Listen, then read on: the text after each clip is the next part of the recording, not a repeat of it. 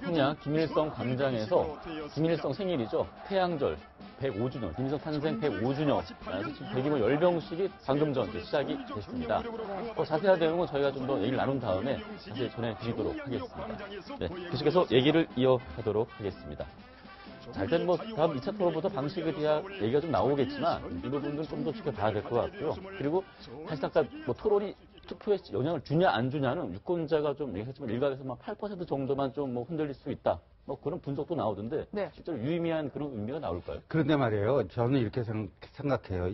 이제까지 87년 지금 현행 헌법, 즉 이제 선거 제도가 시행되고 나서 항상 그 후보 등록일에 여론조사해갖고 1위 하는 후보가 결국 당선이 됐다. 이런 네. 일종의 징크스 같은 게 있는데 요번에도 그게 적용이 되는 게 아니냐. 그러니까 이제 오늘 내일 아마 각 이제 언론사에서 여론조사 열심히 돌려가지고 일요일 저녁 방송은 또 신문은 이제 월요일 조간 다 이제 대대적으로 보도를 할 텐데요. 네. 요번은 저는 조금 다를 수가 있다라고 생각하는 게요. 이게 대통령 탄핵으로 인한 조기 선거 아니에요. 조기 대선 아니에요. 조기 대선이 되다 보니까요.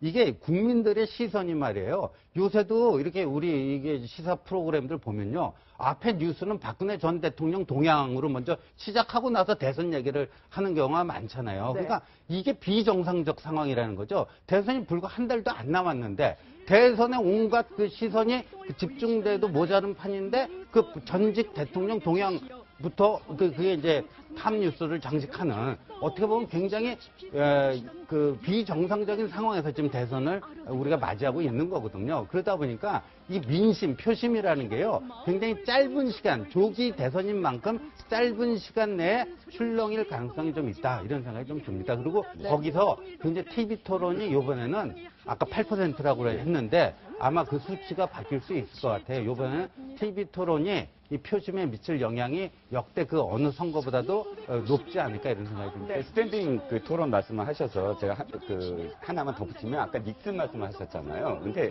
스탠딩 토론도 사실은 이 일화가 있어요. 자, 오바마 대통령하고 그다음에 맥케인 후보하고 이 1대1로 TV 토론을 붙었을 때 어디서 사실은 TV 토론에서 오바마가 승기를 잡았냐면 자, 앉느냐 서느냐가 어떻게 차이가 나냐면 앉으면 사실은 모션이라든지 혹은 퍼포먼스가 별로 없어요. 앉는 자세에서는 이렇게 들고 이야기를 하는데 서서는 돌아다닐 수가 있어요. 네. 자, 무슨 말씀을 드리냐면 오바마 후보가 갑자기 객석으로 뛰어 들어간 거예요. 그리고 객석에 1대1로 질문을 하는데 아주 친절하게 이 질문을 하고 받고 하는 부분들을 굉장히 생생하게 봤거든요. 맥케인 후보는 그냥 서 있었어요. 자기 자리에. 근데 그게 굉장히 크게 달라졌다. 그래서 지금 트럼프하고 클린턴 할 때도 클린턴이 객석에 뛰어들어가는 모습, 이런 모습들이 그때부터 굉장히 오바마가 아주 승기를 잡았다고 하는 것이거든요. 그래서 드리는 말씀은 뭐냐면 스탠딩 방식으로 해서 어떻게 될지는 모르지만 그것도 역시 안 가본 길이에요. 우리 후보들이 어떻게 될까? 또 다른 어떤 패턴들이 나오고 또 다른 돌발 상황이 나올 수도 있고 네. 또 다른 어떤 그 승기를 잡을 수 있는 후보가 나올 거예요. 그러면 네. 스탠딩 토론도 굉장히 변수가 될 수도 있다라고 네. 생각을 하는 거죠. 지금 일단 평양 미림 비행장에 무기와 장비가 집결을 했다고 하니까 저희가 열병식에서 신형 무기가 좀 공개되거나 이런 영상이 확보가 되면은 일단 다시 소개를 좀 해드리도록 하겠습니다. 일단은 지금 이제 북한의 어떤 태양절도 있고 이제 안보 이슈가 이번 대선에서도 상당히 중요한 이슈였는데 이번 첫 토론회에서는 사실은 적폐 문제를 놓고 양강 후보가 설전을 벌이면서 이 문제도 사실은 큰 관심을 끌었습니다. 두 후보 간에 어떤 대화들이 오갔는지 한번 보시죠. 저를 적폐 세력의 지지를 받는다고 하셨는데요. 그것은 국민에 대한 모독 아니겠습니까? 국민들이 무슨 죄가 있습니까? 박근혜 정권 또 거기에 함께했던 구여권 정당들 그게 적폐 세력 아닙니까? 어쨌든 자유한국당의 국회의원들 지지하고 있는 거 사실이잖아요. 문 후보님이 하지 않습니까? 저를 지지하는 사람들은 국민들은 적폐 세력이라고 하신 겁니다. 그런데 그러면 제가 이렇게 국민들을 편가르지 마시고 우리 안철수 후보야말로 더불어민주당하고는 절대 같이 못하겠다. 그러면서 무슨 통합을 이야기합니까? 저는 합당 못하겠다고 했고 협치의 대상은 제가 말씀드린 바대로입니다. 그래 그것이 협치한다고 무슨 협치가 이루어집니까? 필요하면 지금 여기 유승민 후보 후보와 저 홍준표 후보 나와 계신데 두 분 다 적폐 세력입니까? 적폐 세력 저는 출신이라고 봅니다. 네, 보신 것처럼 가장 지금 치열하게 맞붙었던 부분이 바로 이 적폐 논란이었습니다. 그래서 안철수 후보 제기한 거는 나를 지지하는 후보들은 다 적폐 세력이냐. 그리고 문재인 캠프에도 지금 이 박근혜 정부의 탄생 공신들이 상당수 있는데 그분들 문재인 후보 손을 잡으면 모든 죄가 다 사해지냐. 뭐 그런 식으로 맞받아 쳤어요. 그러면서 너무 국민을 나를 지지하는 세력, 지지 않는 세력으로 양분하는 거 아니냐. 그런 지적을 한 것이죠. 그러니까 안철수 후보를 지지하는 어떤 정치 세력이 있다면은 적폐 세력의 지지를 받는다 이 표현을 써도 돼요. 그런데 이제 뭐 여론조사에서 양강 구도가 형성됐다 해서 안철수를 지지하는 일반 유권자를 적폐 세력이라고 하는 거는요. 문재인 후보 캠프에서 정말 잘 생각해 봐야 돼요. 이게 본인에게 득이 되는지 실이 되는지 네. 누워서 침 뱉기가 아닌지 이거 잘 생각해 봐야 되는데 예를 들면 민주당 경선할 때 안희정 지지표가 반기문 도중 중도 하차로 인해서 반기문 지지하던 표가 안희정으로 많이 갔다. 우리 다 아는 사실 아닙니까? 네. 그러면 자유한국당 지지자 뭐 또 바른정당 지지자 중에서도 안희정 지사를 지지하던 사람들이 꽤 있었어요. 그러면 그 당시에 문재인 후보가 안희정 지사를 향해서 당신은 적폐 세력의 지지를 받는 후보 아닙니까? 이런 얘기를 그때부터 했으면 일관성이 있습니다. 네. 근데 그때는 안 하던 얘기를 지금 이제 이게 양강 구도가 형성되고 나서 안철수 후보한테 하는 거는요. 조금 부자연스러워 보이고요. 정말 문재인 캠프에서 잘 생각해야 돼요. 제가 지난주에도 표현했지만 유랑 보수들 그 박근혜 새누리당에 실망해갖고 정처 없이 떠돌아다니는 이 유랑 보수들이 지금 안철수한테 많이 가 있는데 그 사람들을 향해서 적폐 세력이라고 하면요. 그 지지하는 사람들 더 열받아갖고요. 더 세게 지지하게 됩니다. 예. 사실 이게 원래 문재인 대표는 저 얘기를 별로 꺼내고 싶지 않았을 것 같아요. 지금 말씀하셨다고 그래서. 근데 안철수 후보 측에서 공세적인 태도를 취하면서 이 적폐 세력, 나를 지지한 국민들이 더 적폐 세력이라는 겁니까? 라고 포문을 연 건데요. 사실 이제 문재인 캠프 쪽에 저도 이 얘기를 좀 하고 싶었던 이유가 뭐냐면 만약에 안철수 후보가 자유한국당과 바른정당과 후보 단일화를 해서 이제 이렇게 지지율이 나온다면 적폐 세력이라는 프레임을 만들어도 되지만 어쨌건 안철수 후보는 혼자 달리고 있는데 네. 적폐 세력이라는 표현을 쓰면 그거는 이제 지지하는 국민들을 적폐 세력을 하는 것과 유사해지는 상황이 되니까 안철수 후보가 그걸로 공격을 시작했던 거였거든요. 그러니까 저는 이 부분과 관련해서는 문재인 캠프 쪽에서도 조금 이제 이 프레임을 좀 바꿀 필요가 있다는 생각이 들고 단일화하기 전에는. 그리고 사실 저는 제일 안타까운 부분은 안철수 후보가 저기서도 계속 이렇게 입을 앙다물고 오히려 나중에 이제 문재인 후보 역공을 당하는 그런 상황이 되는 거잖아요. 아니 지금 40석 하시는데 뭐 저랑도 이러는데 뭐 협치를 어떻게 합니까? 라는 표현을 쓰는 부분이 있었는데 네. 안철수 후보도 확실한 건 자강론을 펼치고 저 적폐 세력이라는 공격을 하는 건 좋으나 본인이 이 40석을 가지고 어떻게 앞으로 제대로 해나갈지 그러니까 말로만 나는 협치하겠다 한다고 협치할 수 있는 건 아니잖아요. 문재인 후보 말대로. 그 부분을 어떻게 극복할지에 대한 논의를 분명히 좀 해봐야 될 것 같아요. 예, 그 부분, 이 부분에 대해서 잠시만 말씀을 드리면요. 네. 물론 이제 그런 오해의 소지가 있을 수는 있습니다. 그런데 이제 적폐 세력 말이 나오게 된 것은 사실은 적폐를 이야기하다 보니까 세력까지 뒤에 붙게 된 건데 이제 일부 그 유명한 몇 분들이 그 공개적으로 안철수 후보를 지지해야 하는 거 아닌가 또는 지지하자 이런 이야기를 하기 시작했죠. 아마 이제 그런 거에 대한 강한 경계와 지적의 뜻으로 이야기를 했다 이렇게 이해해 주시면 더 좋을 것 같고요. 우리가 뭐 흔히 적폐라고 말하는 것은 지금까지 뭐 특권과 반칙으로 국민들의 삶과 동떨어지는 그런 걸 누려왔던 분들의 그런 관행들을 지금 좀 없애자 그런 이야기니까 이번 대선이든 다음 총선이든 그런 건 언제나 필요하지 않을까 그렇게는 봅니다. 네, 그리고 뭐 문재인 안철수 두 후보가 적폐를 가지고 논쟁을 벌였다면 이분은 세탁기 이것만 이제 좀 이미지로 남은 것 같아요. 홍준표 후보의 얘기인데요. 어떤 말들이 오갔는지 준비를 해봤습니다. 모래시계 검사 홍준표의 국가대개혁. 대한민국을 세탁기에 한번 넣고 화갑은 돌리고 1년만 돌리고 정권을 시작하겠습니다. 1, 2, 3, 4, bubble, bubble.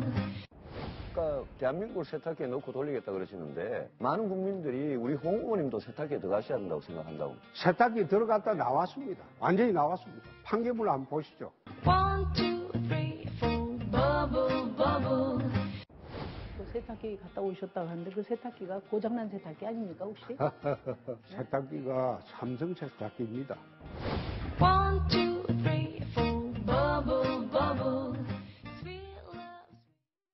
사실 이제 홍준표 후보에게 남은 게 세탁기 발언밖에 없어서 이제 그 질문을 이제 기자들이 했더니 좀 웃고 위기 상황이 와도 위트가 있어야 된다. 정치는 기본적으로 국민들을 즐겁게 하는 거 아니냐. 예. 그래서 자기가 한 거다 이렇게 얘기를 하더라고요. 근데 그 웃음이 진짜 즐겁게 웃는 건지 아니면 조소라든지 혹은 허탈하든지 그럴 때도 웃음이 나오거든요. 그러니까 그 뒤에 조소라든지 또는 허탈한 웃음, 국민들로부터 그런 웃음은 안 받으려면 좀 더 내용이 있어야지 저런 발언만으로는 정치를 계속할 수 없다 이렇게 생각합니다. 네. 네, 지금부터는 이제 본격적으로 북한에서 지금 평양 시내에서 펼쳐지고 있는 열병식 관련 소식 전해드리겠습니다. 자, 오늘이 정확히 김일성이 태어난 지 105주년 되는 날입니다. 북한의 경우에는 꺾어지는 해라 그러죠. 5주년 그리고 10주년 같이 꺾어지는 해 크게 행사를 하는데 지난 100주년 행사 때 2012년에는 아주 상당한 규모로 지금 김일성 생일마저 태양절에 퍼레이드를 했었습니다. 그때 처음으로 KN-08 대륙간 탄도미사일의 실체가 공개가 됐었고요. 자, 그리고 올 최근 들어서 지금 105주년 또 다시 꺾어지는 좀 해긴 했는데 그래서 지금 국내외 정세가 조금 너무 급박하고 또 105주년이다 보니까 또 김정은이 직접 지시했다고 그래요. 세상 최대 규모로 준비를 하라. 이렇게 했기 때문에 지금 전 세계 이목이 지금 이 평양에 집중돼 있습니다. 그래서 지금 4월 중순부터 평양 인근 미림 비행장에는 각종 첨단 무기들, 그리고 퍼레이드에 나올 무기들이 대기를 하면서 대기를 하고 있는 상태고요.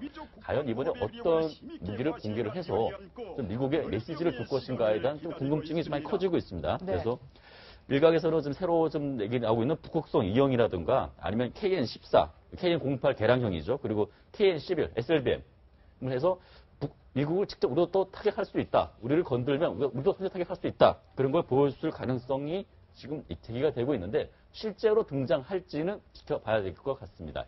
지금 근데 아까 이제 등장하는 모습을 저희가 보여드렸고 지금은 저렇게 이제 움직이지 않은 채로 도열해 있는 모습인데 누군가의 등장, 김정은이 됐든 아무튼 등장을 좀 기다리는 그런 모습인 것 지금 차량이 들어온 거 보니까 네. 이제 김정은 지금 노동당 위원장이 들어오는 것 같습니다. 지금 보니까 김정은 지금 차량에서 내리고 있네요. 있고요. 네. 두 가지 의미가 있다고 봐요. 뭐냐면 5년 전 2012년도에 그 100주년 때 김정은이 데뷔를 했어요. 이 열병식으로 데뷔를 했는데 어떤 의미냐면 처음으로 공식적인 석상에서 연설을 했거든요.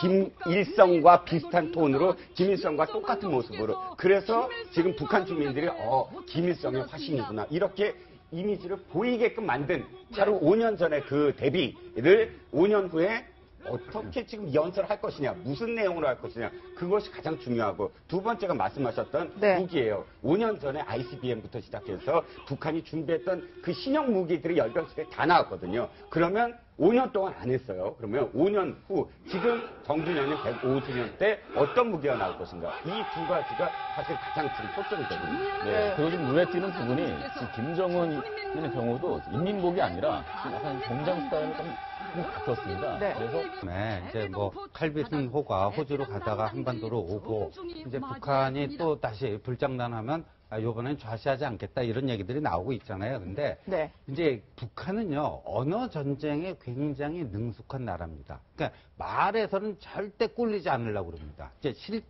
실질은 깨갱하고 가더라도 말에서만큼은 절대 밀리지 않으려고 하는 게 북한이라는 국가의 그 속성이에요. 그러니까 그 트럼프도 지금 북한이 어저께 반발하지 않았습니까? 트럼프가 그렇게 선제 타격 운운하는데 우리는 절대 얼마든지 미국을 다 까부술 수 있고 할 수 있다 이런 건데 지금 핵실험은 5차례나 하지 않았습니까? 그러니까 이 남은 게 뭐냐면 ICBM, 대륙간 탄도미사일. 이게 예를 들면 그게 핵을 장착해하고 쏘면 미국까지 갈 수 있는 그런 거 아니겠습니까? 근데 지금요 트럼프 정권이 만약에 그걸 실험을 하면요, 요격을 해버리겠다는 거예요. 이거에 따라서 한국에서도 사드 논란 자체가 무의미해질 수도 있어요. 만약에 북한이 그걸 발사하고 미국이 요격을 해갖고 성공하면요, 한국에서 더 이상 이제 문재인 후보가요, 내가 당선되고 나서 생각해보겠다 그런 얘기 자체가 싹 들어갈 수도 있는 건데 아마 그렇게까지는 불장난을 하기 힘들 거고, 그러니까 뭔가 이제 말로써 할 수 있는 최대한을 다 할 건데, 근데 지금 방금 복장 얘기 하셨잖아요. 이게 양복에다 넥타이 메고 나왔다. 저게 하나 신호를 주는 걸 수도 있죠. 아니 그러니까 그렇게 세게 불장난하지 않을 수도 있다라고 하는 뭐 그런 걸 수도 있어요. 열병식 자체가 사실은 4월 위기설을 사실 부정할 수 있는 모습이에요. 우리가 4월 27일 날 무슨 뭐 이 선제 타격이 이루어지고 이런 설들이 많이 있잖아요. 그런데 열병식이라는 거는 사실 얼마나 엄청난 군대를 지금 연습을 시켜야 돼요. 몇 개월 전부터. 최근에 한 달은 굉장히 주력을 해야 됩니다. 그런데 여기서 무슨 그 ICBM을 쏴갖고 선제 타격을 받는다? 그럼 군인들은 어떻게 되죠? 굉장히 이 열병식 자체가 사실 4월 위기설과 거리가 있다. 일단 만약에 위기라면 준전시 상태를 언제나 선포를 하거든요, 북한이. 근데 준전시 상태를 선포하지 않았어요. 그만큼 사실은 4월 위기설이 좀 낭설이다라는 걸 지금 표현하고 있는 거거든요. 저희 군 관계자도 최근 한 일주일 새에 북한 군 움직임 포착된 바 없고 미사일도 포착되지 않았다라고 얘기를 하고 있습니다. 그만큼 좀 가장된 측면 분명히 있고요. 그리고 트럼프와 지금 김정은 서로 협상의 기술을 보여주고 있는 것 같죠. 벼랑까지 어떻게 강대 강으로 부딪히는 장면을 보여주고 있는 것 같은데 실질적으로 어떤 결과가 나올지는 좀 봐야 될 것 같고요. 지금 아마 주석단으로 아마 김정은은 이제 올라갈 것 같고 김정은이 주석단에 도의를 하면은 아마 지금 뭐 이영길 총참모장이나 밑에서 아마 보고대를 할 것 같습니다. 오늘 행사에 대한 보고를 하면서 이 본격적인 퍼레이드가 시작을 될 것 같은데 지금 아까 말씀하신 것처럼 김정은이 인민복이 아니라 양복을 입고 왔다는 것도 나름대로 서방 세계에 보낼 메시지일 수도 있습니다. 본인은 대화할 의지도 있다라는 이미지도 있기 때문에 북미 대화에 대한 또 테이블을 얘기하는 또 이중의 포석일 수도 있기 때문에 어떤 얘기를 할지도 좀 지켜봐야 될 것 같고 좀 많은 의미가 있는 오늘 일본식이 될 것 같습니다. 지금 저기 외신들도 엄청나게 모아서 초청을 해서 100여 명이 넘는 외신들이 지금 다 보는 앞에서 저렇게 하는 건데 또 양복을 입고 나온 것도 뭔가 이제 진짜 던지는 메시지가 있는 게 아닌가 이런 생각이 그렇죠. 드네요. 외신들이 지금 한번 좀 속았죠. 갑자기 새벽같이 뭐 집결하라 그래서 가봤더니 여명거리 준공식이어서 그때는 이제 외신들이 이게 아니다라고 생각을 했는데 그럼에도 불구하고 외신들한테 이미 100명이 가까운 외신들한테 미리 와라라고 한다면 열병식 분명히 할 것이다. 그리고 새로운 무기를 보일 것이다라고 다들 예상을 하고 있었거든요. 그리고 두 번째, 이 북미 간의 어떤 그런 타협, 그것이 사실 우리가 가장 걱정해야 된다. 왜냐하면, 물론 선제 타격도 굉장히 우리나라로서는 위험하지만, 북미 타결도 한국을 도외시한 타결이 이루어진다면, 그것은 앞으로도 계속 한국은 이 주도권을 잡지 못한다는 얘기거든요. 그러면 서로 간에 어떤 타협이더라도 사실 우리가 개입을 하고 우리가 사실 한미 동맹이라든지 혹은 북남 간의 어떤 협상, 이런 어떤 부분을 앞으로 주도권을 잃을 수도 있다. 그 위험이 굉장히 크다는 것이라서 지금 외교가 굉장히 중요하다는 거예요. 권한대행 체제로서 그냥 지켜만 보는. 방금 보신 것처럼 김정은 주석단으로 올랐고요. 방금 잠깐 스쳐 지나갔는데 여동생 김여정이 지금 단상으로 안내하는 모습이 나왔었거든요. 여전히 지금 김여정 또한 한동안 모습을 보이지 않았었는데 역시 이 행사를 기획하고 했던 것도 일부분은 김여정의 영향이 있었다. 이렇게 보여지는 것 같습니다. 그리고 옆에 지금 주석단에 여러 가지 지금 지도부들이, 당 지도부와 군 후배부들이 올라와 있고요. 그리고 각급 부대들에서 열심히 지금 현업성을 보내면서 그런 모습을 보여주고 있습니다. 그 왼쪽에 지금 상병소, 총통식장이 옆에서 지금 도열해서 군을 대표해서 옆에 자리를 하고 있습니다. 하늘색 같이 보이긴 한데 연한 하늘색 넥타이를 이제 메고 등장을 한 것 같아요. 늘 인민복을 입고 나온 모습만 봤었는데 이렇게 좀 양복을 입은 모습은 좀 새롭고 무기들도 지금 일단 뭐 이제 저런 식으로 좀 퍼레이드를 위해서 지금 순서를 행렬 대기를 하고 있는 상태고요. 아마 전체적으로 처음에 이영길 총참모장이 됐든 일단은 보고대를 한 다음에 이제 퍼레이드가 군부대 일단 병을 위주로 퍼레이드가 이루어지고 그 다음에 간단한 병장비 무기까지 들어온 순서로 갈 것으로 보이는데 아직까지 본격적으로 시작은 하지 않았고 아주 환하게 지금 김정은은 웃고 있습니다. 근데 김정은 오른쪽에 있는 사람이 제 기억력이 정확할지 모르겠는데 박봉주라고요. 박봉주 내각 총리예요. 총리죠. 내각 총리인데 내각 총리는요. 북한에서 별로 끝발이 없습니다. 서열로 하면요. 10위 안에 들긴 하지만 북한 정치 서열로 보면은 그게 높지가 않은데. 공식상. 근데 바로 옆에 세웠다라는 것도 아까 드레스 코드 얘기도 했잖아요. 그 양복을 입고 넥타이를 메고 나왔는데 바로 옆에 박봉주를 세웠다는 것도 일종의 하나의 메시지가 될 수도 있겠다. 김정인 옆에 군 총장인 한병서나 아니면 또 당의 부위원장인 최룡해가 아닌 또 공을 세웠다는 것도 나름의 의미가 있는 것 같은데 자세한 사항은 다음 저희 뉴스에서 전해드리도록 하겠습니다. 네 분 전문가님 어서 인사드리겠습니다. 감사합니다. 고맙습니다.